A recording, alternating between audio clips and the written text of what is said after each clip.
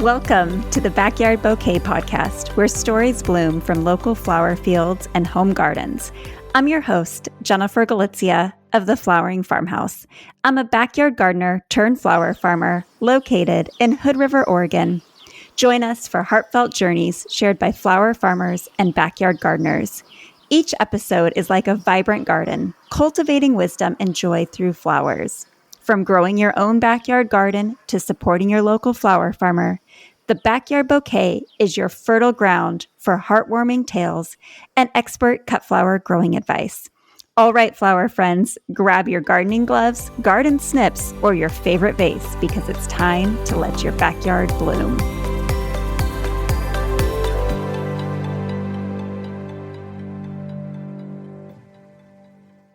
Hi, flower friends. Welcome to today's episode of the Backyard Bouquet Podcast. Today, we're joined by a truly unique and passionate individual, Steve Kaufer, who you probably know as Sunflower Steve, a renowned sunflower seed breeder who has been growing cut flowers for over 20 years. Alongside his family, Steve has cultivated an extraordinary flower farm specializing now in his unique sunflower varieties. But Steve's passion doesn't stop at sunflowers. He's also deeply involved in training birds of prey, and his family owns a summer camp. Today, we'll hear from Steve about his passions intersect along with the story behind becoming a sunflower breeder. So without further ado, Steve, welcome to the podcast. Thanks for joining us today. Jen, you're welcome. So nice to finally meet you. I've been following you on Instagram for a long time, so very nice to meet you. Likewise, I've been enjoying your amazing seeds that you've been sending me for the last few years to trial, and as of lately, your amazing honey that we can't get enough of. It's incredible. So thank you. I'm so honored to have you here chatting with us today. Again, I'm glad to be on. It's been kind of fun to be able to meet, reach out, and touch people to be able to talk to people and share stories of people that I never would have had an opportunity to without this little flower that showed up at my place, 15 years ago now. Absolutely. Well, it's amazing how with the presence of social media, the local flower network is really expanding and we're able to connect with people around the country. And I'm so grateful that my path crossed with you. So if you don't mind starting us out today, will you share with us, how did you become a flower farmer 20 plus years ago?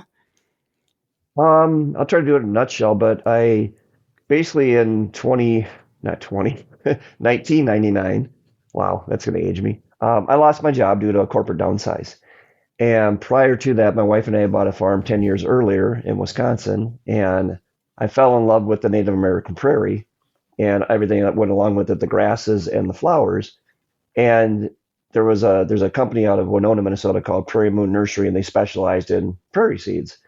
And I started planting a bunch of things on our land just to better the property for wildlife. And then a good friend of mine who's a biology teacher who kind of turned me on to the prairie stuff told me, well, some of those flowers are back in the day, 20 plus years ago, some of those seeds are worth a fair amount of money. So I thought, well, that's kind of cool. Maybe I can reap a little benefit back from planting, make the land better, and make a little money off it. So I started growing native prairie flowers in rows, actually. Within, maybe 3 acres of prairie grass, I would grow native flowers every 6 feet so I could drive my mower down between them for the first few years, but in rows so that eventually I could harvest them and, sell them back and make a little money. Fast forward to 1999 when I lost my job. I had blue baptisia growing, and I gotten that seed from Prairie Moon Nursery. But then I also had cream baptisia growing, Baptisia leucophia. It's a short little cream-colored baptisia, looks much different than the other ones. And that actually came from a little prairie cemetery about 40 minutes from my house, a little chunk of ground that had never been touched since they came and settled the prairies. So this is where all these folks that came across here trying to eke out a living on the land, when they passed away, there's this little prairie cemetery. So everything there is native to, hundreds and hundreds of years here.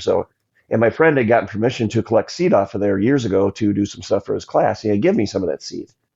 So long story short, I didn't want that cream crossing with the blue because it would be contaminated. I couldn't sell the seed to Prairie Moon Nursery. So I got injured. And while I was convalescing, I thought, geez, if that blue crosses with the cream, I won't be able to sell it. So I told my little girls, I have 4 daughters. I told my little girls to go out and cut those blue flowers down and just, throw them by the side. I was going to transplant them farther away so they wouldn't cross. I didn't think about it when I planted them. Anyway, they cut the blue indigo down, the blue baptisia, and they put it in a vase for me. And I was sitting there looking at it on the mantle, and I was like, wow, those are kind of pretty. I wonder if a flower shop would be interested in those. Again, this is 24, 25 years ago. So I took them to my local florist I grew up as a kid about an hour away. And I've been in sales my whole life. So my sales pitch was, you owe me 10 minutes of your time. And he said, why? I said, for all the Mother's Day gifts, flowers, Valentine's flowers, I screwed up flowers I bought from you guys over the years. And he agreed to talk to me. So I showed him the blue baptisia, and he was blown away. He'd never seen it before. And right then and there, something in my head thought, well, there might be a side income here. So that whole summer, I would bring him a lot of my prairie plants over, and he would test them out in floral solutions and coolers to see what worked and what didn't, and put them in arrangements and see how they looked. And so he really helped me out a lot, kind of took me under his wing. I knew nothing.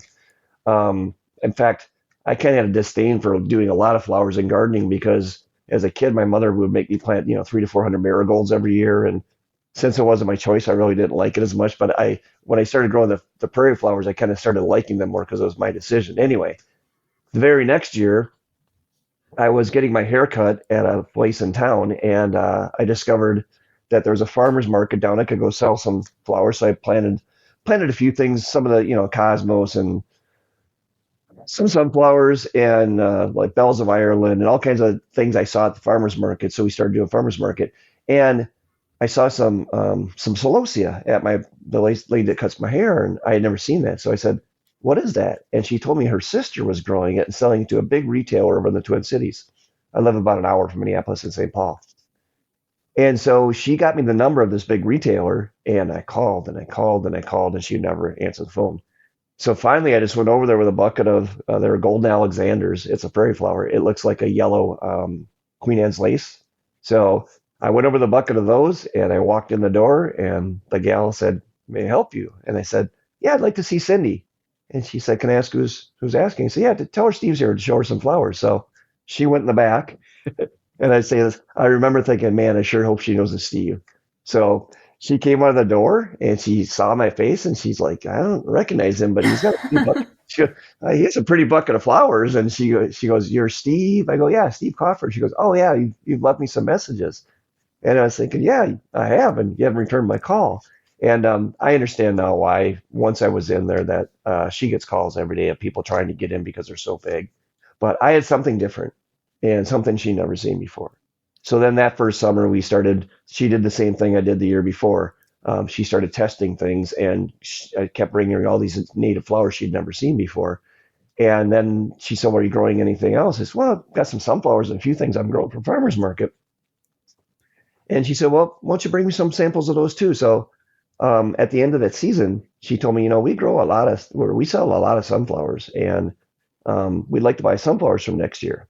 And how about zinnias? You grow zinnias? I'm like, I have no clue what they are, but let's grow them. So yeah, and I went big right away on the zinnias anyway. I put like a half acre of zinnias in right away. Oh my goodness. The next year, and all the berries giants. And then I think I planted somewhere between 6,000 and 8,000 sunflowers that next year in succession plantings, thinking that would be enough. Well, I came to learn later that, that wasn't near enough. But I remember like the third or fourth week into that next season, they had a truck coming from, I think it was California, and it got broke down in Nebraska. And I'd been bringing her maybe 100 sunflowers a week. And then she called me up and said, hey, we have a big event. Do you have 800 sunflowers? Can you get them here by, 5 o'clock? And I was like, well, I have them for my farmer's market, but you'll buy them all right now? And she said, yeah. Well, farmer's market's kind of a crapshoot. You can show up and it rains and nobody buys your stuff. So I drove over there with the 800 sunflowers, like, holy cow. And she says, well, how many can you do a week? And I said, well, I've got about, whatever it was, 6,000 or 8,000 planted. And she goes, well, I can take the rest of them for the year, based on the weeks. And then at the end of the year, she finally told me, she said, we can do, way more than that per year. So fast forward to that kind of was how I got my feet wet. And then we started doing another farmer's market. And then I found a couple of people that had worked for her company. Now we're working for two big wholesalers in the city. So within 2.5, 3 years, I now had a big retailer, two wholesalers, and two farmers markets. I also do want to preface this though. During this time and learning about this and having setbacks of bugs and bacteria and weather, which I had no clue about. I was a city boy. I mean, I love the outdoors. I grew up hunting and fishing, but I knew nothing about growing things. Um, I have a wife who has a job, really good job. She's a nurse practitioner, and without her through all these years, there's no way I could have made it to, continue on. And same thing with my one gal at the wholesaler and my one gal at the retailer. Without them taking me under the wing and showing me how to bunch, what the industry standards were in height and how to binder and UPC, I don't think I would have made it this far. In fact, I think the year that I found the flower we'll talk about later, that year I had a really bad year. We had a big drought. I lost almost everything. And the gal at the one store convinced me to keep going on. It'll get better and you're doing good. And had she not done that, I probably would have turned that field under and never found that one flower. So anyway, fast forward to 2007. Do you have any questions in here that I've been throwing a lot of Yeah. information at you? Well, I'll just make a few comments here. I love Sure. that you said that you went in to the florists and you actually showed them your product, Oh because yeah. so many people will say, like I hear from newer farmers, I just can't get in with any florists. I don't know what I'm doing wrong. Why don't they want my flowers? But you had something unique that your florists weren't familiar with. So it set you apart from everyone else. And you showed them your flowers and told your story. Those three things are really what sells the flowers, because we can all grow flowers. But if you can grow something unique, show your flowers and tell your story, what a difference that makes. I also love that you acknowledged that your wife made a lot of this possible, because it's Oh not yeah. easy getting started in flower farming. It's really easy to get wrapped up in social media, especially now. It wasn't probably such a problem when you were getting started, because social media was just getting started and Instagram didn't exist. But nowadays, you look online and you see these fields full of flowers, yours especially. I mean, you grow hundreds of thousands of flowers. And someone could say, I want to do that, but not realizing all the trials and struggles you've been through. Can we pause on moving forward with your story for a minute and talk about some of those early struggles and trials that you experienced, if you would be willing to share a couple? Sure. I would say, and I remember, you know Nicole from Flower Hill Farm. Yes, Um, absolutely. Same thing. I met her in her second or third year, and she was planting. I mean, all of this stuff, so many things, and that was one thing I found out by about year somewhere between 3 and 5 that I was planting too many things. I was trying to plant so many different varieties. I was having failures on some, and when you're trying to manage different field of different flowers and different plantings of each flowers. Now you've got like 40 different basically environments of each one of those. You got all these different flowers, which all have different needs, all have different moisture needs, all have different, spacing needs. They have different diseases and all that. So I remember saying to Nicole, pare down. You don't need to have so much stuff. Find the things that work well in your area. And and number two was when we first started going to farmers markets, everybody had the same thing Mm-hmm. except us. We had the same things as everybody else, and then the prairie stuff. All the prairie flowers went in as accents. They're not a lot of them aren't big showy flowers, but they were accents that nobody else had. And I remember telling Nicole that first year as well. On the thing you'll see with a lot of people that are doing farmers markets, a lot of them don't have perennials. And if you can show up early or show up with perennials that they don't have, and there's an investment up front. And I think she went a little crazy. I showed her my field of I have like 600 limelight hydrangeas in, and she saw a sunset picture of those, and she's like, I got to get those. And I think she put 300 in right away, which Wow. is good. But to have perennials as well, because annuals you can have this, a big windstorm that flattens them out, and the perennials are generally a lot sturdier. So, and you can have perennials on the front end like peonies, lilacs, and things like that. And on the back end, um, I grow a lot of ilex winterberry. So it extends your market, and not having so many things to worry about. That was one thing I learned early on. Number two, like you said, that there's just things you don't plan on, like weather and droughts and things like that. So I always planted. I didn't at first. I would plant like if I thought I was going to sell 10,000 sunflowers, I plant 11,000. And until I met a guy actually from California. He's actually the largest grower of sunflowers in the country, Dos Gringos. Um, and they would plant 50,000 sunflowers in a week with the expectation of harvesting 25 to 30,000 of them. Wow. for two reasons. One is if you're going through the rows and you can cut every step, you're maximizing your time, because that's one thing you can't get back is time. And at a certain point, as those are opening up, they're not opening as uniformly, and you might start getting bug damage or whatever. If you jump to your next field that's got 100%, blooming, and you can, have way less time to harvest it, it's so much more efficient. And at the time, seeds weren't as expensive. For the extra whatever is $200 maybe to plant that many more seeds. It's insurance against weather and bugs to make sure, especially for me, at a certain point, one of my customers was expecting 25,000 sunflowers a week.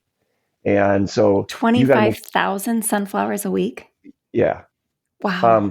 We went, my first big sale of 800 that one week, I was going, oh my gosh. And then, from 2012 to when I actually stopped doing cut flowers in 2022. Is that when I stopped? Yeah. We would average when they first get rolling, probably about 1,500 sunflowers a day. And then once the fields started coming in on top of each other and stuff, we'd harvest between 2,500 and 3,000 sunflowers every morning. And if you have a big customer like I did, and they're expecting it, and you have part of your field gets blown down, they're going to be like, I don't care. I still want the flowers. So, and it's not them. It's, they have projections they made and stuff. It's not the person themselves. They're just trying to do their job. So that was one thing I learned. Plant more than you need to. And if it costs you an extra $50 to plant that many more flowers, so you're covered, you have enough. A lot of people worry about not selling everything they have. You're not gonna. No.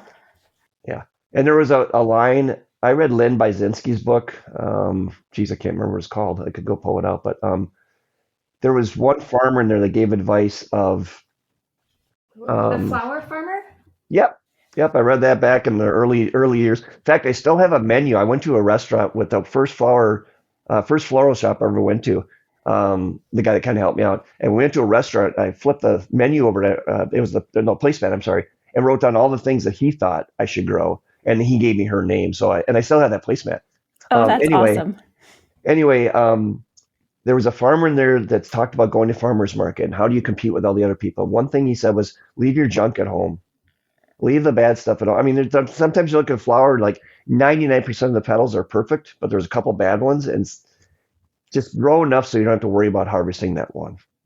So another advice I would give if somebody's doing this for flower farming, not just for their own, backyard cut flower, if you're serious about it, get a walk-in cooler. It doesn't have to be a big one, a 6x8. It comes back to the thing of time. If you see a storm coming, you can cut stuff the day ahead of time, put it in the cooler and flower solution, and you can hold them for, up to 14 days. Mine were always out of there usually in 48 hours, but the sunflowers you can hold for 14 days. Yeah, usually at about 4 or 5. But that comes back to harvesting them. I harvest them when they're like one petal might be lifting off the face, and we put them in floral solution. And if they've been sitting there long, sometimes if I have a special event where I'd have to stack them up and I have to do a bunch. At about day 4 or 5, we give them a fresh cut, put them in fresh water. So, and all of florals, professional floral solution as well.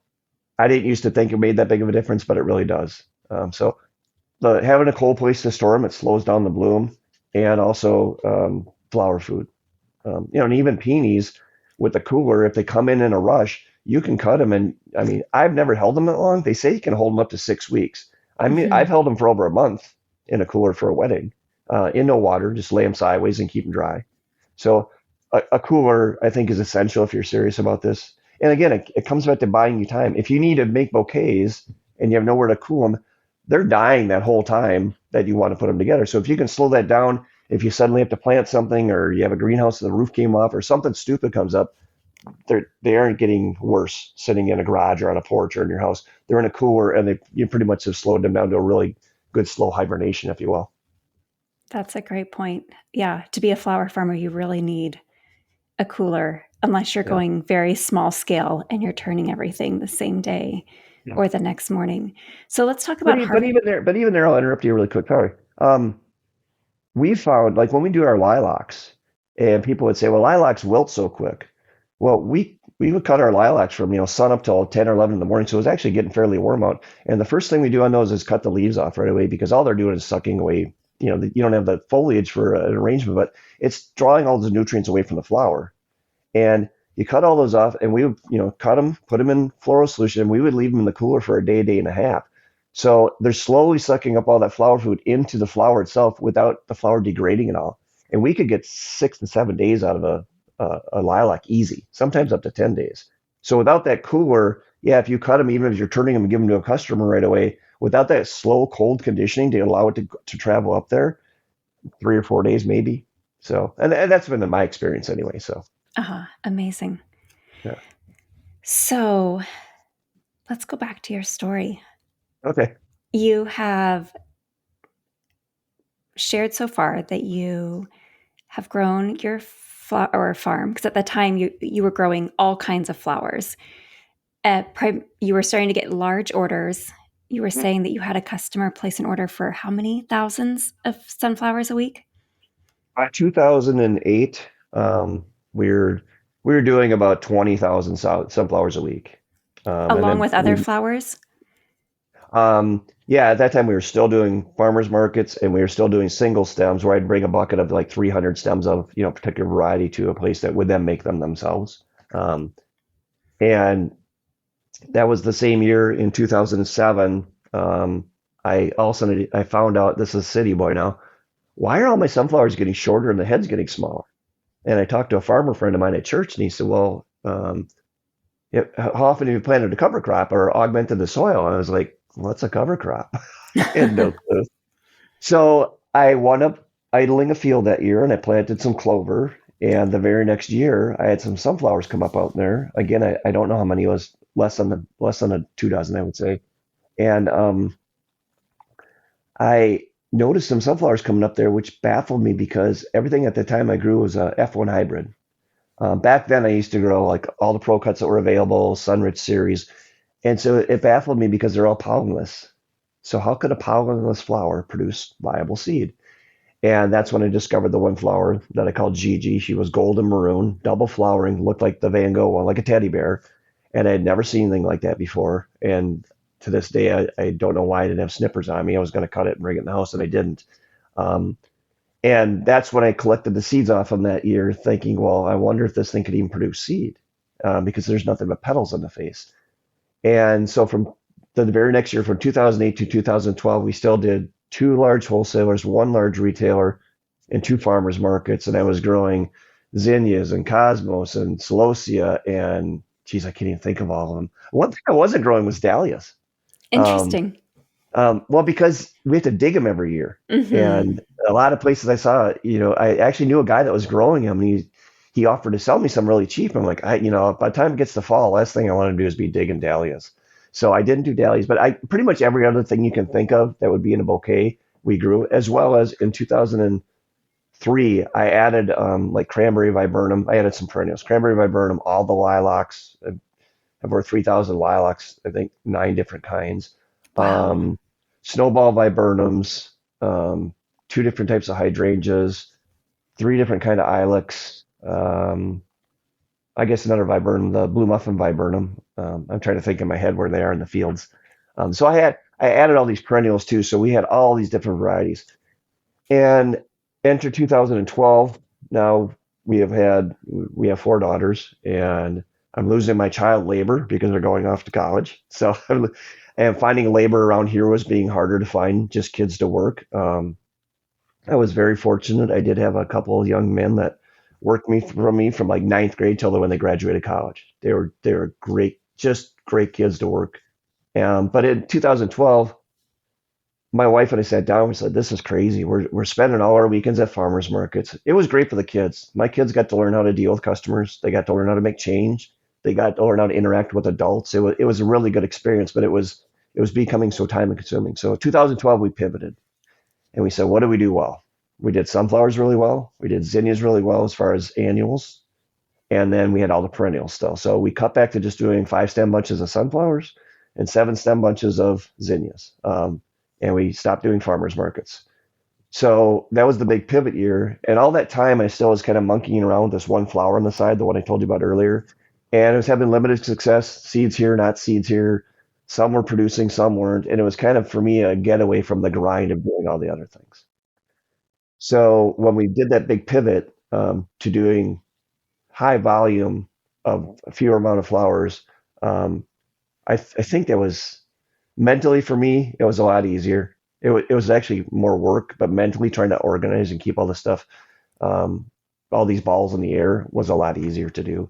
So kind of lost my train of thought there. So when we did that big pivot, then I saw this one flower that, the double flowering one, thought, well, that could be one I could add to my mix because nobody else has that. So my brain started going, how can I produce this thing on a mass scale and I'll be the only one in the Twin Cities with it. Nobody else will have it. So my mindset was just cut flower. So when I first started monkeying with it, I was going towards something I thought for the cut flower market. And so, to be honest with you, I was probably throwing away some really cool single ones, cutting them down and culling them that that I'll never get the genetics back for because my mindset was cut flowers. So moving forward, from 2012 to 2022, we were still doing all of those with my big those few things with my big customers. And at the same time, that's when I started monkeying around with the other one. I really didn't even start thinking about seeds till COVID, but we can talk about that in a second. So um, I wanted to back up for a second and say, I was just in a greenhouse this morning and the gal and I were talking. She's letting me do some of my seeds over in her greenhouse. And she said that there's some people that came into her greenhouse and were asking about certain trees. And she said, well, we don't care those trees because they're not good for our zone. And that was another mistake I had seen people make. They see something that's really cool, they want to grow it, and it's right on the edge of being where their zone is, and they invest money and time, and it doesn't work. And I did the same thing too. I actually planted, it's supposed to be winter hardy peach tree for up here, and for 2 years we had a climate where we could do it, and then we got our real winters back, and I lost all 40 of them. So Oh, no. yeah, that was going to be something I say. If somebody's thinking about tinkering with something, unless you have a microclimate that's really, really good for it, you can still try it and push the envelope, but that never really worked out for me. So anyway, where was I in the story? Where would you like me to go with the story? Well, let's go back. So 2008 is when Mm-hmm. you found this Gigi. sunflower Yep. growing, Gigi growing Yep. in your cover crop that Yep. shouldn't have been growing there. Correct.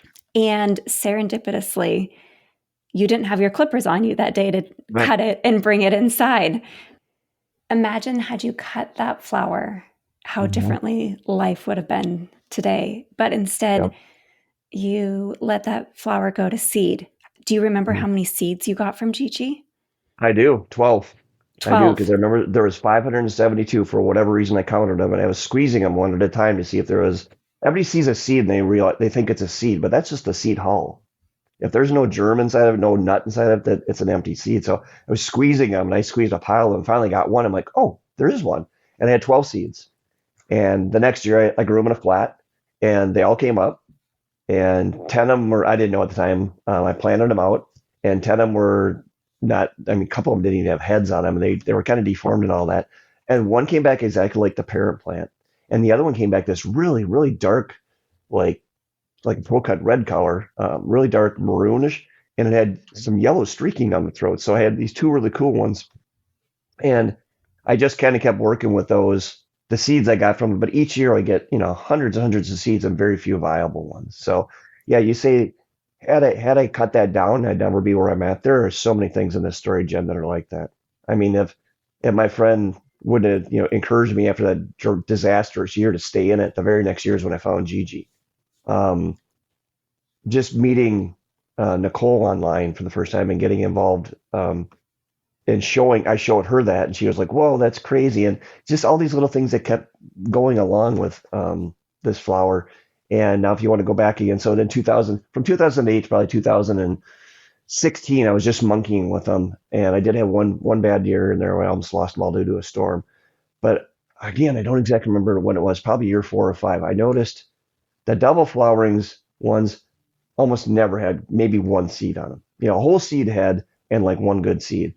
And the ones that were semi-doubles that had an outer array of petals like a normal sunflower, and some people call them eyelashes, about half of the face filled with petals, those had a lot more pollen. So I actually moved two of those plants that were just copious amounts of pollen right next to two really cool ones that were double flowering that I couldn't even see the stamens. And every morning I would take the heads and I would just basically clap them together and just pour that pollen on these double flowering ones. And then the next year, I think I had about 3,000 viable seeds. And then Wow. it kept going exponentially from there. I started getting more seeds, not necessarily more doubles, but a more opportunity to have more doubles. And so, say I planted out 5,000 seeds the next year, instead of having like 5 or 6 doubles, I would then have 5 or 600. So I had more to work with to possibly get the genes that would then pass on their genetics. And I think it was 2016 is when I finally, and again, my brain was still thinking, cut flowers.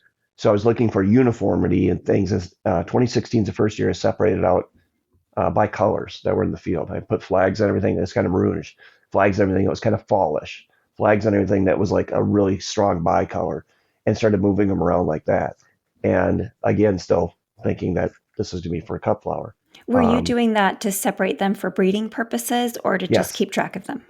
No, for breeding purposes, I thought, well, this would be a nice one I could sell if I planted like in, late June, early July. I could sell this one in the fall because those are rusty, dark colors. Mm-hmm. And then, so yeah, that's why I started separating them out. Again, I was still 90% focused on my cut flower thing. This was kind of a hobby on the side, and just to kind of do something other than the grind, because it does get old doing it 7 days a week the cutting season was about 14 weeks, but you've got the 4 weeks on the front side of it and then 4 weeks on the back side of it. So every 7 days a week, every day, and when I used to do cut flowers, here's a quick technique. If you're doing a lot of sunflowers and you don't have enough time in the day, you can do it like I did. I get up at 2 a.m. and with a headlamp on. And the reason I did this is because I went through a few employees over the years that they would see a flower and they would be on the fence. Should I cut it or shouldn't I cut it? And just when you kind of got them trained in, they'd quit. You get a new kid the next year. So I had the 2 kids with me for a long time, and I had these rotating door of these other kids. So finally, I decided you got to strip the leaves off of them anyway. So if I get up at 2 a.m. and I go through the field with a headlamp on, and I'm doing a field of 25, 30,000 flowers, you strip the leaves off, everything that needs to be cut. When my guys showed up at 5:30 or 6 in the morning, all they do is, if the stalk was missing leaves, cut it. There's no question. And it sped up efficiency like crazy. They could put their headphones on, not even think about it. Just if there's no leaves, just cut it, cut it, cut it. And so the cool thing about doing seeds, I get up at like 5 in the morning. I get to sleep in an extra 2 to 3 hours. That's still early for most people. I get up about 4 to 5. Once we're in full season, it's 4 o'clock in the morning. But these days I find myself trying to sleep in a little bit, and sleeping in is like 4:30 these days. So 5 Yeah. o'clock sounds nice. And I can't even imagine 2 o'clock. That's dedication. That being said, there were times that I'd be on my way back from making a delivery. My guys would be here working and stuff. I get so tired. I have a big delivery van. I would just pull over, put it in park at 1 in the afternoon, and climb. I had a pillow in the back, just climb in the back and sleep for an hour. So I was not opposed to taking a nap in the middle of the day. It's 80 to 85, 90 degrees out. I don't want to go home and work in it anyway. So I'm a really strong believer in napping. But, in order to get the stuff done, I found getting up at 2 or 3 in the morning, I could just get it done. There's no distractions at all. I could stay focused on it. And the flowers actually do better too. If you're cutting the flower when it's not actively growing, it's a state of torpor or a state of rest. There's no exchange of fluids going up and down the stem. There's way less stress on it.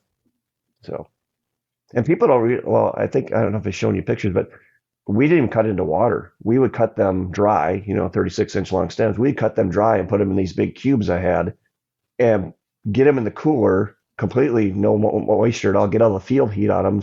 And then we'd work with them after that and cut them and put them in water. So sometimes they weren't even in water for 4 or 5 hours. But wow. As long as they're in the cold, as long as they're not in the cold, they're not stressed out, they handle it just fine. And you don't dry store your sunflowers, so they always go in water. Is that correct? Yeah. So at first, no water when we first cut them, but once they're cut and a bunch of all, yeah, then they do water.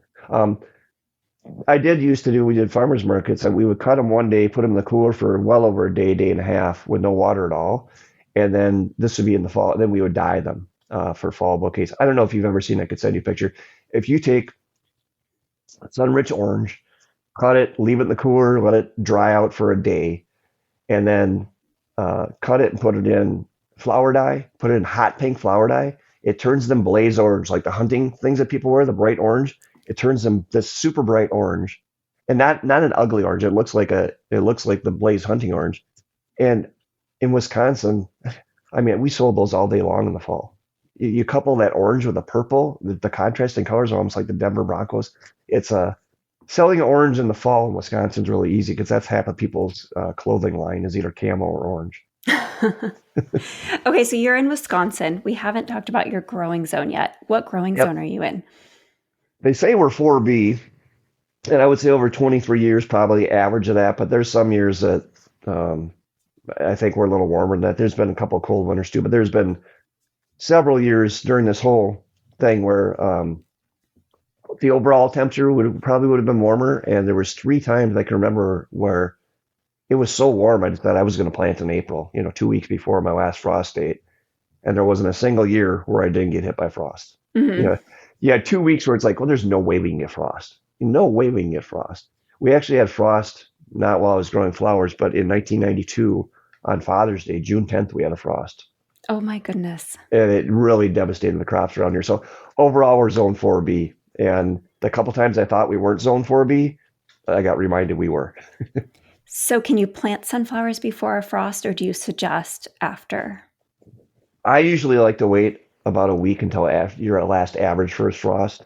Um, I've sometimes planted on the last frost date because most of the times our soil temperature isn't warm enough for them to jump up right away and get stung. So and it usually takes 5 to 7 days to get out of the soil. So May 4th is my average last frost date. I usually get in between the 4th and the 10th every year for the first planting. And then I Okay. used to plant every week for 12 weeks to get that succession planting in. I don't do that anymore. And how long does a sunflower typically take from the time you sow the seed to when you can harvest it? The ones that I grow were 55 to 60 days. Okay. Sometimes in the middle of July and August when the daylight hours are longer, or it's a full moon, it's 92 degrees out at night. The flowers, it doesn't know the difference between day and night. It's bright enough and it's warm and humid enough that they continue to bloom almost all night long. So sometimes we would have plantings coming in on top of each other. Oh my goodness. And so were Um, you harvesting yeah. at nighttime then? No, that's why sometimes, we'd plant 10, 15,000 more than we needed every week. Okay. And that's, we could talk about the flower mirrors later, and that's where that came in, where we had all these excess flowers. So, Gotcha. yeah. And before we go back to your story, since we're talking about growing sunflowers, I want to help some of our listeners who aren't as familiar with growing them. You shared something with me a few years ago Excuse me. because I was struggling to get my sunflowers to grow because the crows were eating them. Hmm. I would literally turn around and the crows would be eating them. So, what are the methods you recommend for planting sunflowers? Do you direct sow them? Do you start them in trays? What's your advice? I do 95% direct sow, because I, I do so many. We do so many flowers, and especially when we're doing the cut flowers. And I've had people recommend, can't you mulch, or why do you do, can you do this practice? And I don't think they understand when I'm planting 3 acres of sunflowers, I can't really mulch everything. Yeah. But yeah, for me, a lot of people ask me about direct seeding too. Well, how do you keep the chipmunks and the rabbits and the squirrels away? And as you mentioned earlier in the intro, that I've been flying birds of prey and hunting with birds of prey since I was 10 years old. I practiced ancient art of falconry. So when I started doing flower farming, I was in this unique position to have about the greenest flower, or about the greenest way to get rid of rodents that you can have, is I have a trained bird of prey. And so it's about the first 2 to 3 years. I flew the birds, but we can only hunt them in the off season. We can't hunt them during the summer. We have to be abide by the normal legal hunting season. So soon as November rolled around, we'd be flying the birds and basically eradicating the rabbits and the squirrels and things like that. And I really don't have much problem with them anymore. And I feel bad for people that have bought my seeds and they plant out 50 seeds and 45 of them get eaten by a chipmunk, and they're like, how can I stop that? I don't have that issue. I do have some other issues, but like you said, the crows. Now, what I did for my crow issue, I did two things. One, I just took a 50-pound bag of sunflower seeds, and about 400 yards away from my field, I just poured them out there. So the crows had a place they could go and eat, and they didn't have to get all my sunflower seeds, because a lot of times as they come up out of the ground and they got the seeds still stuck on the leaves, they would come and, same thing with me. They'd be plucking out. And the Oh, I thing didn't is, they're even not. think about that. Well, yeah, as they're they all of a sudden they see thousands of little seeds lined up in a buffet, and they're like, cool. And they start plucking them. And for me, they weren't eating them. But I think, oh, the next one, the next one, the next one. You'd think after 1,000 of them, they'd say there's nothing here, but they would just keep doing it. So I would just pour a bag of sunflower seeds off, in the corner for them to eat. Other critters got them too, but crows are kind of curious, so they would still come. And I only needed to keep them away for about the first 3 or 4 days when they were coming up out of the ground. So I would literally pay one of the kids that sit out there in a hunting blind, and when they'd show up just to shoot the gun, not to kill them, just to shoot the gun to scare them away for a couple of days, and that usually did the trick for the crows. But as far as rodents, I've got the hawk patrol. All of my daughters have flown birds of prey. They all know how to handle birds. So it's a little unique situation that I have. But I feel bad. I did see a lady. She sent me pictures the other day of my seeds. She took cement cinder blocks and started them there so nothing could tunnel in or nothing could eat them. And then she put chicken wire over the top so nothing could pluck them out. And I was like, that's pretty ingenious. She has Fort Knox for my sunflowers. Wow. So, Well, that's why I reached out to you, because the first year when you sent me some of your packets of seeds, I had 3 come up and the crows ate all the rest of the packet. And thankfully, I'd only planted one of the packets you'd sent me when I did that. And then I went out and bought, I think it was a 12-pound bag of sunflowers, because I don't grow on the same scale as you. And I dumped them, and I don't have the same size space, but I dumped them about 100 to 200 feet away and made them very easily accessible. And the crows left my sunflowers alone. okay. But I also direct sow, because I only need enough for my CSA. So I'll do about 200 in not soil blocks, well, soil blocks or seed trays, but I'll do them each week. And my 9-year-old daughter has gotten really good at sowing the seeds. And then once they've germinated and the seeds have fallen off, they go out in the field. Do you recommend that for gardeners also?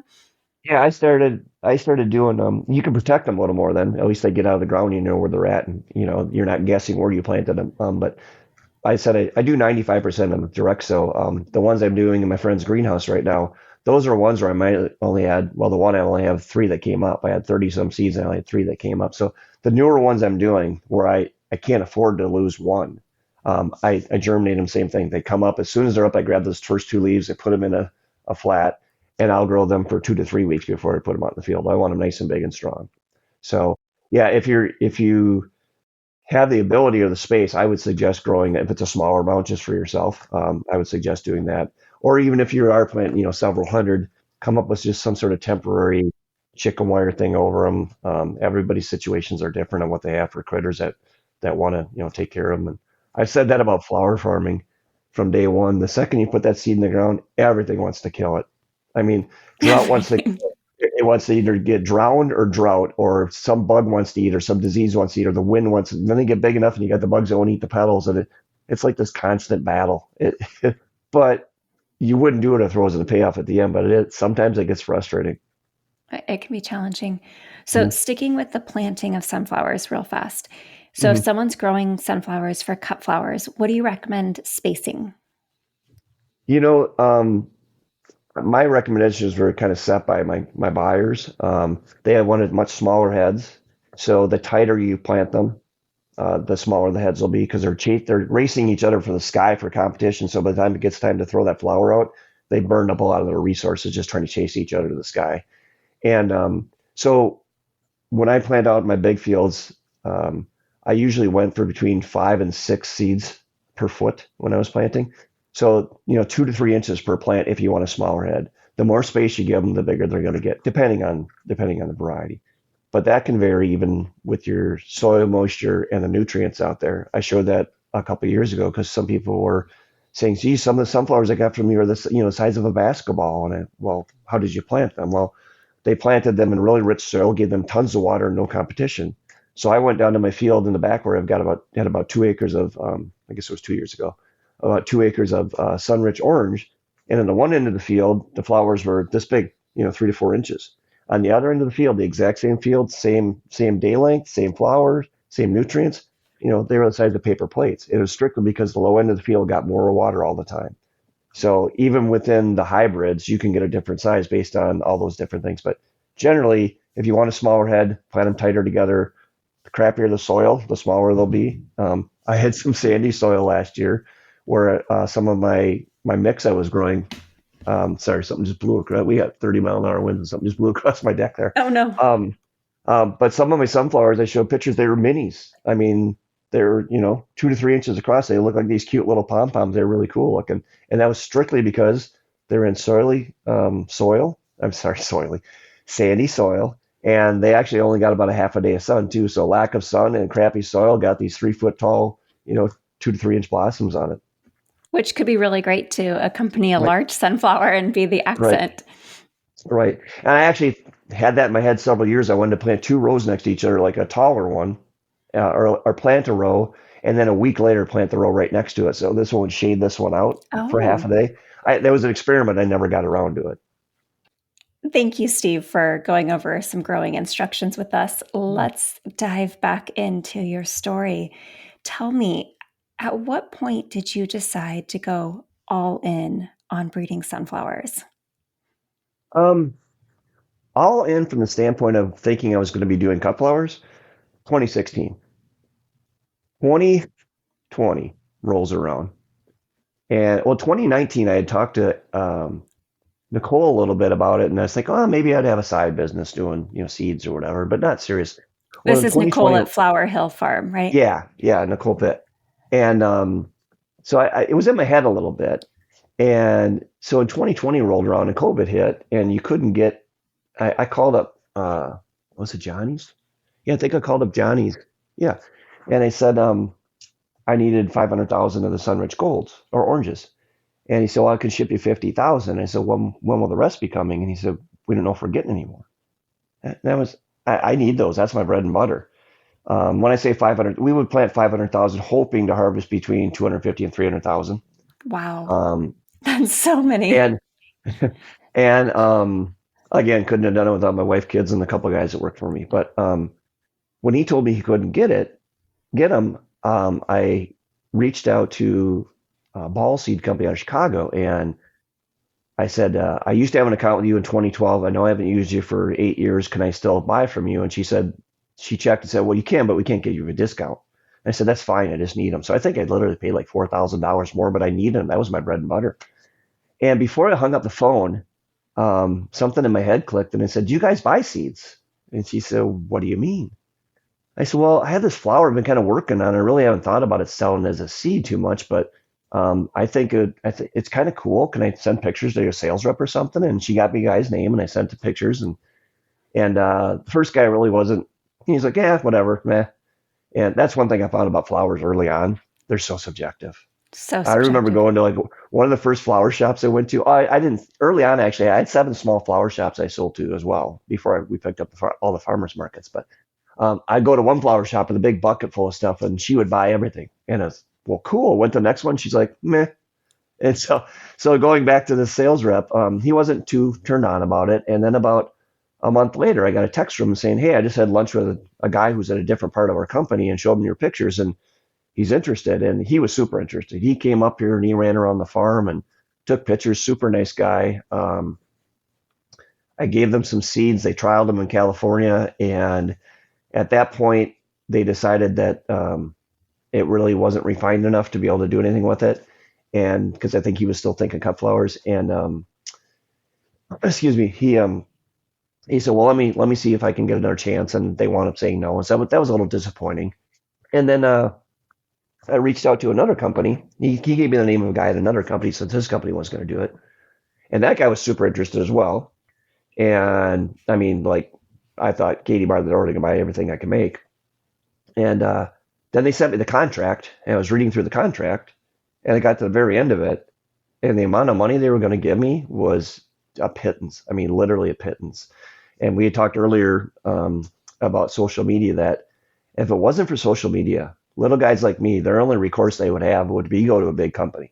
And the big companies would say, well, we have advertising, we have distributors, we do all this stuff. You're just giving us the seed. So we're going to do all the rest of the work for you. So we should get 95% or 98% of the money, and this is what we pay you. But you'll get it every year. It's going to come in. You don't have to do anything.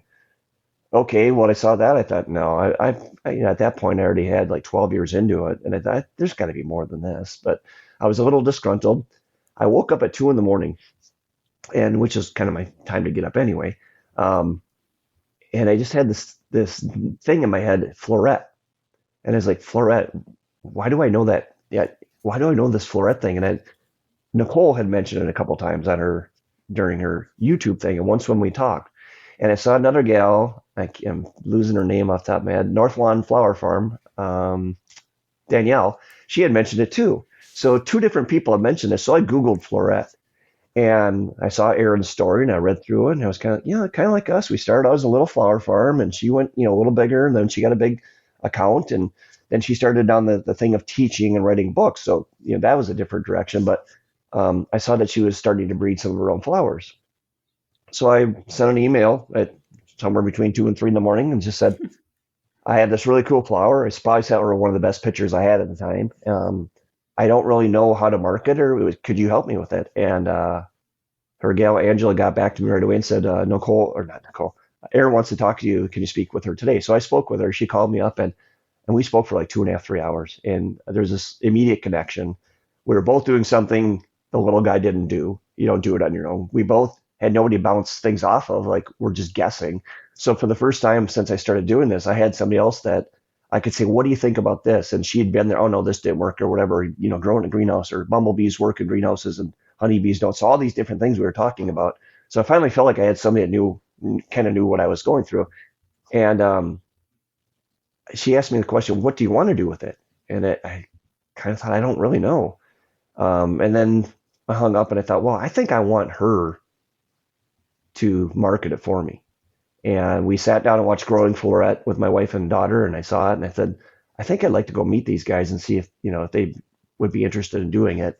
And so I flew out there and I met Erin and the crew, and my whole thing was I told him my plan was I had this brand new shiny plane, and she had a really good runway already set up. So I'm going to go give her my new plane and let her sell the flights on it. Basically, that was my analogy. And so she started growing things for me that summer, and then she reached out to me mid-July and she said, we need to talk. And that never ends well when I talk to any of my daughters or my wife. Um, but she just said that her and Eric, her seed guy, were walking around looking at the flowers and they just said, you know what, you got something there. You don't need us. You can do this on your own. And at that time I was still all in on cut flowers. And I said, no, I don't know how to do seeds. And she said, no, you can do this. And so she encouraged me to think about it and work on it and stuff. And then so she trialed them for me the rest of that year. And during the rest of that fall, I started thinking, well, maybe I could do this myself. So she really gave me the push to do it. And then I just made this decision I was going to go all in 2021. And the hard thing, or at the end of the hard thing is taking your foot off of third base to go home. Because I already had great clients. I could already sell tons and tons of flowers, but I couldn't do both. I kind of tried to that first year. I still had my cut flowers thing going and started doing that. And I finally decided you got to pull the plug on the one, but it's hard to pull the plug on something where you've got an income coming in already and it's coming in and you built those relationships with those people over 20 years now. And suddenly you're going to cut that off and try this new thing. That was a hard, really, really hard thing to do. Because once you leave those big customers, they need flowers. So that void gets filled by somebody else and it's hard to go back. So I made the big jump and it was scary. But once I did it, I was like, I'm in now. We're just going to make the best of it. I really love that you explored so many options for your seeds and that people were really kind and honest, telling you that, especially Erin, saying that you have something really special.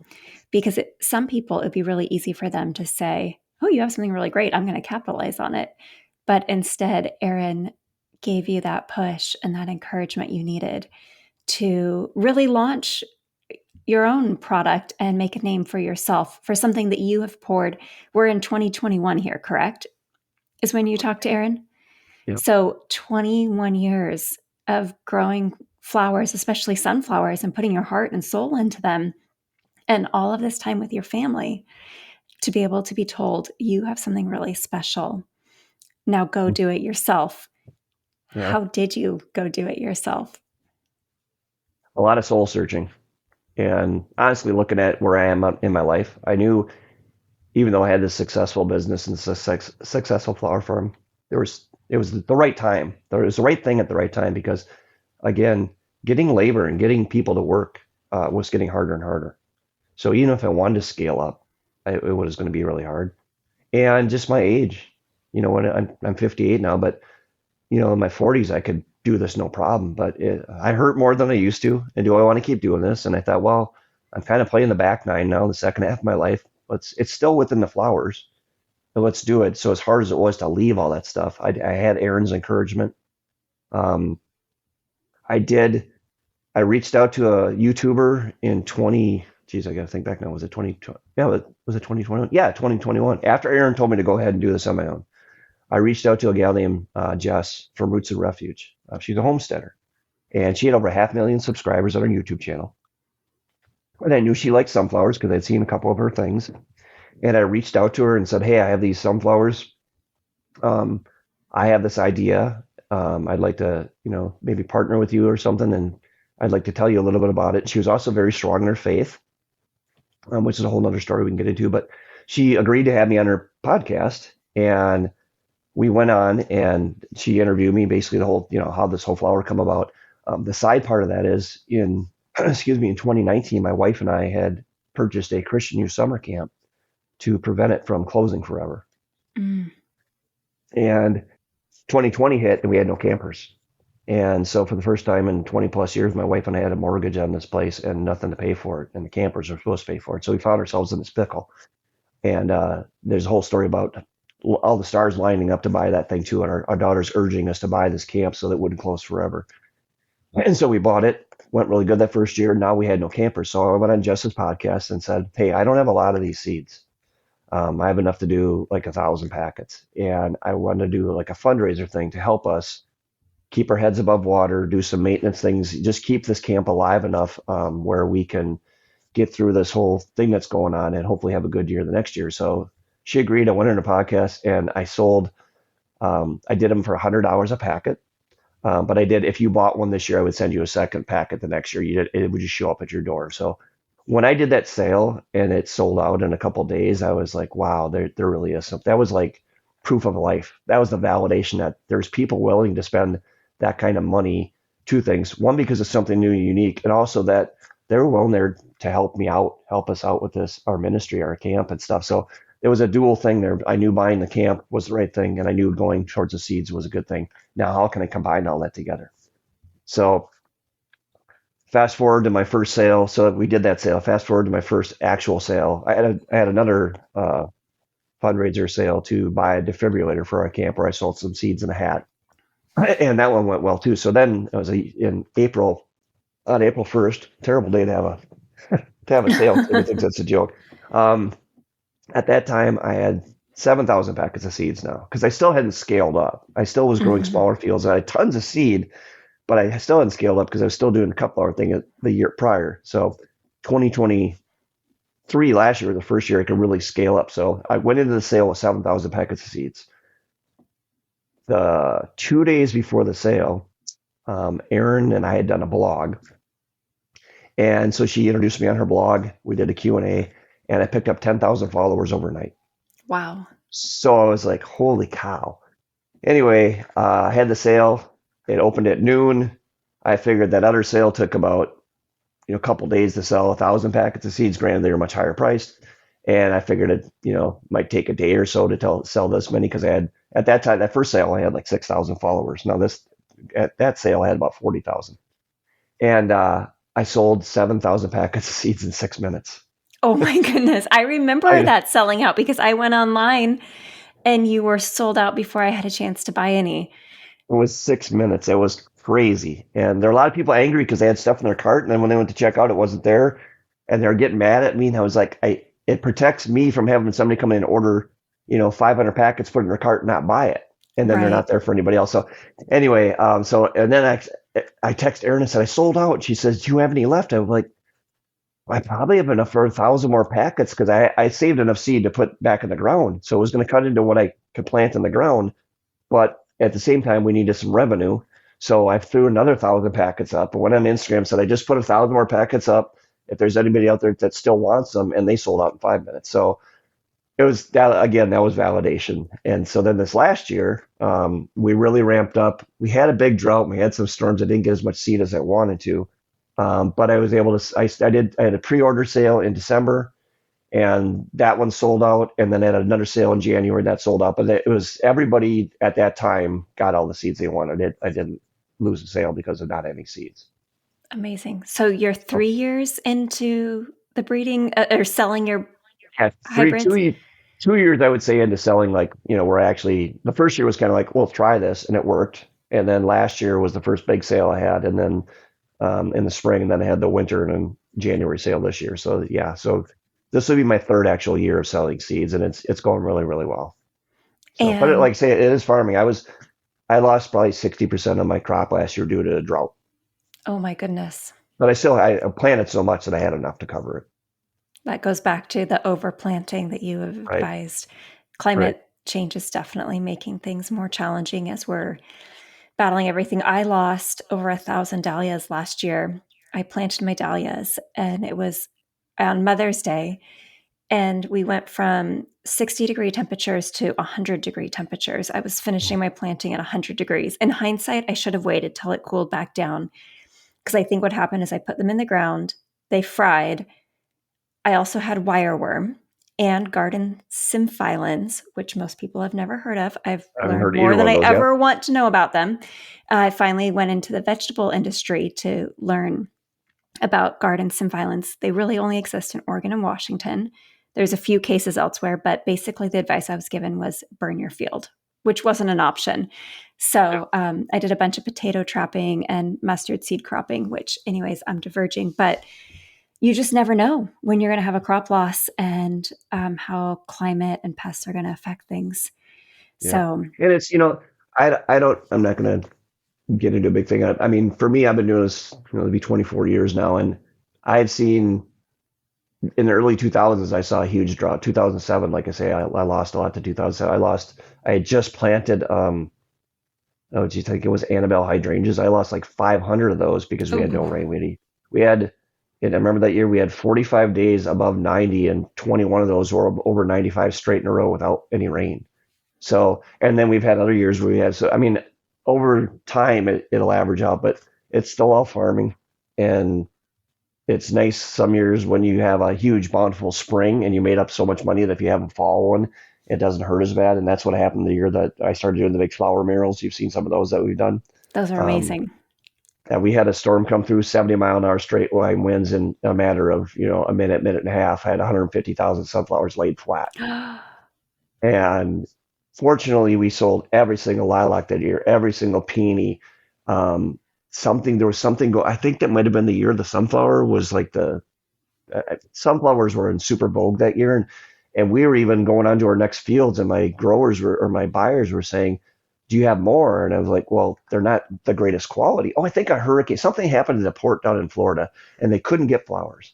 And they said, we'll take anything. We have no option. So we sold so much that year. By the time that storm hit, as much as it hurt, I'd already done really well. So I was of the mindset, well, how often do you get, and they were 150,000 laying on the ground, but they weren't all blooming at the same time. So for 3 weeks, we'd have all these sunflowers coming in, and we started making these giant flower murals on the ground and put the drone up and taking, a 16-foot Pac-Man or the great white shark and all these fun things we got to do with flowers. That was a blast. So even though it was devastating, we got to have fun with it. Those were really fun to see, and you still Yep. have those pictures up online for people to Yep. see. Yep. So at what point, or are you still a cut flower farmer? Have you Well, transitioned fully? last year was the first year I took my foot off of third base and ran home and said, I'm not looking back. And it was really hard to look at all that really nice stuff out there and not cut it and go sell it. I donated a lot last year. There's a contemporary Christian radio station in the cities, in Twin Cities, that once a month they do the sticker stop thing, and where the people drive by and they put a window cling sticker on their window, and we listen to them in the barn all the time. And I always wanted to go down and help the people doing when people are answering phone calls for the donations. And I never had a chance to during because my regular cut flower career. So I drove down and offered them, and so we did like 3 of those last year. We just showed up, and we were just giving away free sunflowers, and for the first time since probably 2012? Yeah, 2012 was when we stopped doing farmers markets, and from 2012 until the year before last, all I did was drop flowers off at warehouses and stuff. So I never got to see the end result. The Uh-huh. buyers and the people at the warehouses were happy to see them because I was able to fill their POs, but I never got to see that connection with one-on-one. And so these people would pull up and they'd be getting a window cling sticker on and a free T-shirt, and I give them flowers. And what is this for? So it's just flowers for you to. I had that connection I hadn't had in so long, and it was a blast. So after we did the first one, And I just showed up unannounced either. I just asked that I got a van full. I got 200 bunches of flowers in here. I'd like to give them to your people coming in. And they're like, what's the catch? I'm like, nothing. I had so much fun. I talked to the station manager and said, can I do this again next month and the month after? And they said, sure. So I've actually have a pretty good relationship with them. And then in our town, our small volunteer fire department, they're always doing fundraisers and all that. So I think we did 3 of them last year. We raised over $10,000 to buy some new fire equipment for like, I think infrared goggles and things like that. Wow. And then when Winterberry came around, the ilex, I was half tempted to go cut it and sell it, but I had other things to do. So I donated that also to the fire department stuff, and they raised a bunch of money there to buy some new hoses or something there too. So I'm still growing them. I'm not selling them. I'll probably plant another 30 or 40,000 this year. Same thing, give them away. And then we made a couple flower murals with them last year. I was fortunate enough to be contacted by CBS Sunday Morning News, kind of out of, well, it wasn't kind of, it was out of the blue. And when I first saw the first email, I thought it was somebody fishing, so I blew it off. I didn't think it was legit. Long and story short, I wound up doing a story on CBS Sunday Morning News. It was about a 5.5, 6 minute long story on sunflowers in general, but the whole last 2.5 minutes was all about me and my flower. And I was thinking I was going to get maybe a plug and show my flowers, but they were here for 2 days filming. And before or after they left, I actually made, they didn't know it, but I wound up making their big CBS Sunday Morning logo, a big 16-foot sun. Oh, how cool.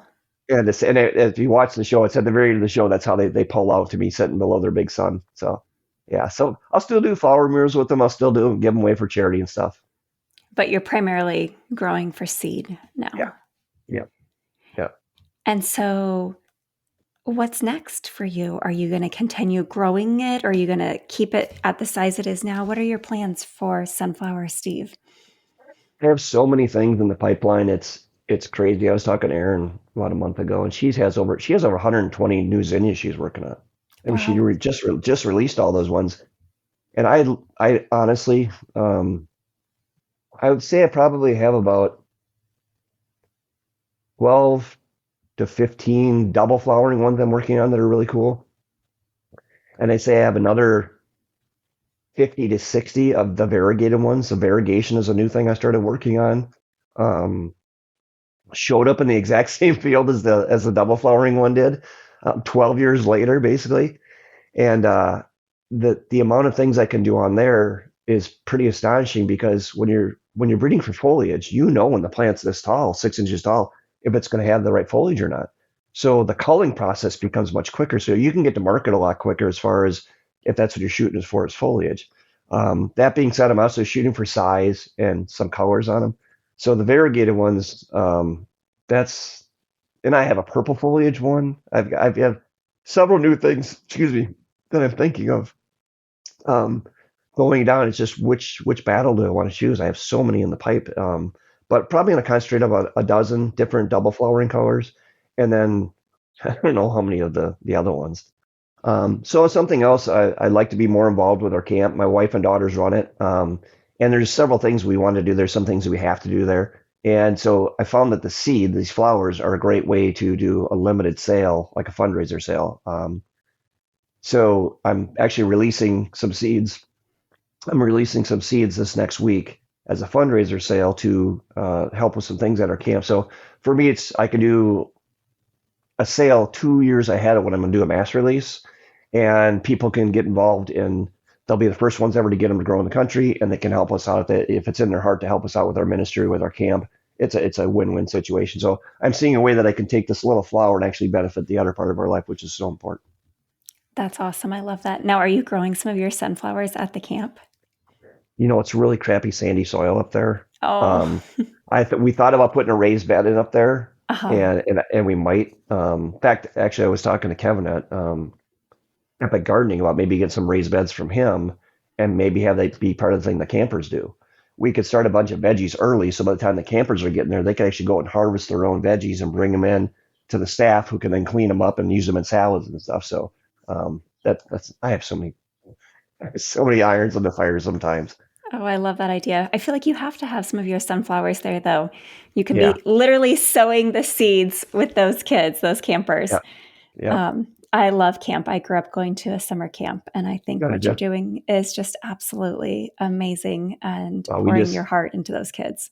I really love what you're doing combining sunflower seeds with your camp. What's the name of your camp?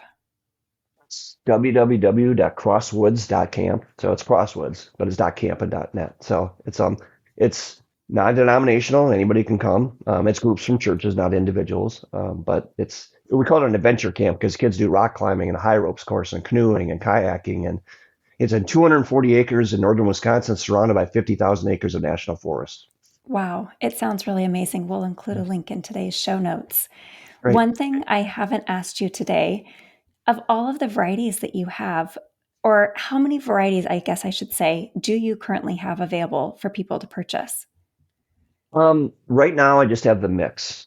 And what the mix is, every new unicorn, that's the thing about on Instagram. People see the super pretty, the super cool. I'm still working on most of those. But every one of those has come from something I call a mixed field. I plant a field every year of everything that's ever grown here. Single petal, double petal, and a semi-double petal to get them all to mix together, looking for that next new one off. So right now I'm selling what I call the mix. And it's kind of like I said, it's like the Forrest Gump thing. It's like a box of chocolates. You don't know what you're going to get. And some people actually sent me pictures last year and I'm like, oh gosh, I wish I had that one back. But so that's what they're getting right now is the mix. I have something called the Marley mix, which I'm doing a pre-release. It'll actually be before your show airs. But so within the next 2 years, I expect to have about 3 to 4 different ones I'll be able to release. And basically it's from the mix. I've extracted certain colors and certain traits, and I'm refining those down so I can sell you something that's probably 90% what that is. The same way when Erin sells a lot of her zinnias, you're going to get hopefully 95% are going to be like that. You're still going to get some that also the genetics from something else come out. So at this point, just a mix. I may do another limited release. I had a flower did a limited release on a year ago. I had terrible harvest last year called the lemon drop mix. That's where Big Bird comes from. If you've seen Big Bird, I have seen that one. and it's a double flowering, lemon colored, not branching single. It gets 5 to 6 feet tall. It's about 5 to 6 inches across. But that one came from the lemon drop field, which is singles, semi doubles, and doubles, and it's all lemon colored. That one I may be doing another release on too. So possibly 2 this next fall. And within the next 5 years, I hope to have half a dozen that I'd be able to sell at once. That's really exciting. Of all of the ones that you're working on right now, do you have a favorite? Boy, That I might be did like until asking, do you have a favorite no, child? they're all my favorites, just at different times. Um, um, I did until the variegated one showed up because now I've got some of those really cool double flowering ones with variegated foliage. But the one I really would have loved to have was a unicorn one that didn't repeat. And now I actually have one seed left that germinated this year. I'm hoping her mother comes back. But I would say the one I really like right now the most is Maleficent. It's a really dark burgundy, semi-double and double, single stem.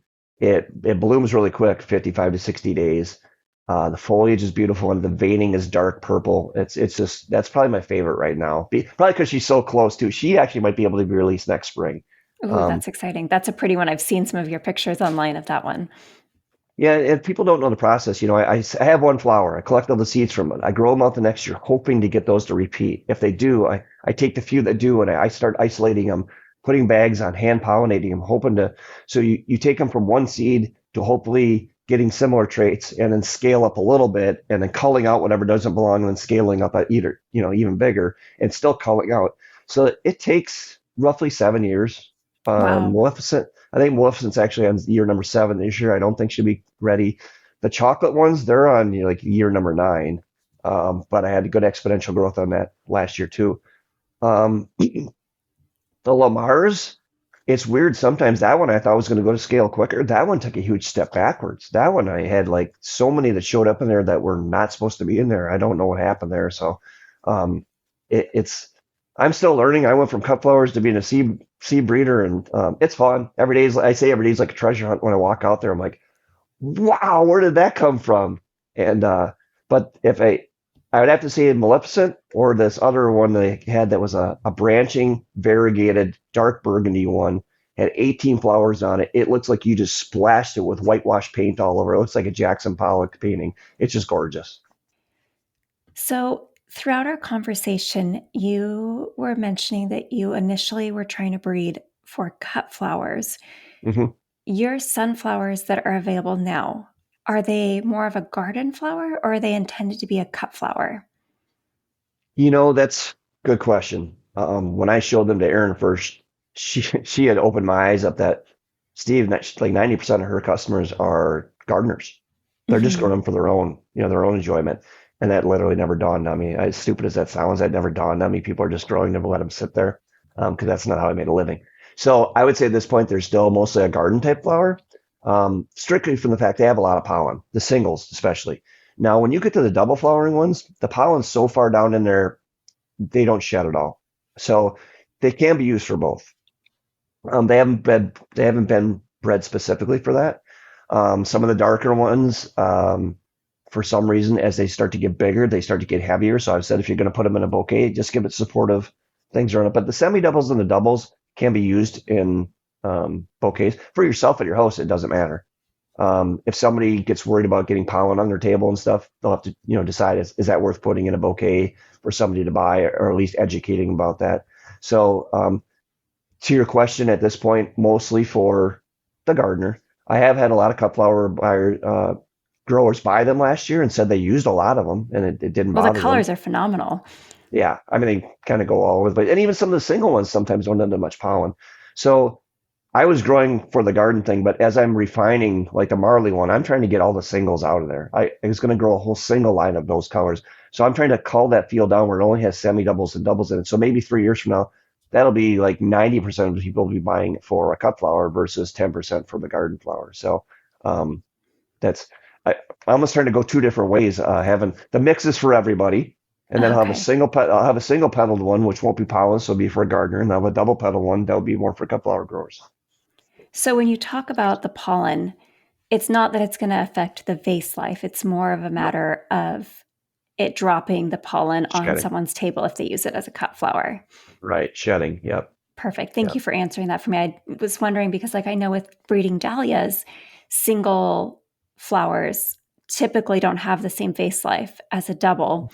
So it's a less desirable trait, not because it doesn't look great out in the garden, but because it's not going to last in the vase. Yeah. So that's good to You know. know, actually, that maybe that I never used them for like that. I just assumed that people didn't want to get pollen, and so I actually have never tested that. That being said, last year, Laura from excuse me, Garden Answer, she grew some and she didn't show them, but she said they sat on her porch in like 100. You guys must have had crazy hot weather last year, but We did. she said they sat on her porch in a vase for 5 days in 100 plus weather and they still look great. The fully double ones, and that's what you actually see out in the field because your regular sunflower, you start to see the center fill out on it and the petals on the side start to wilt. These petals are so short and they'll look good in the field for almost 3 weeks.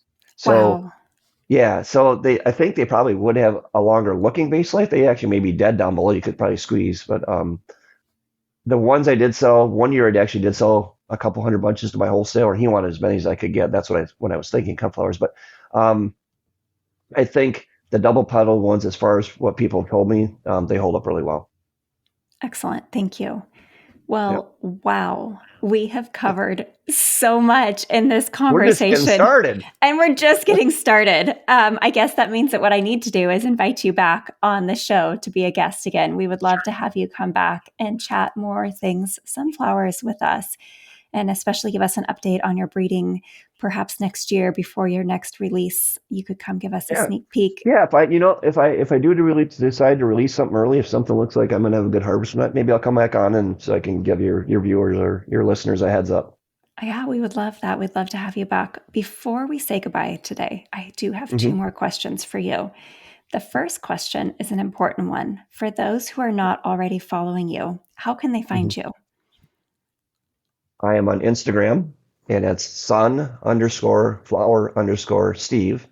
They can find me on there, or my website is www.sunflowersteveseedco.com. Those are Excellent. the And two ways they can find me.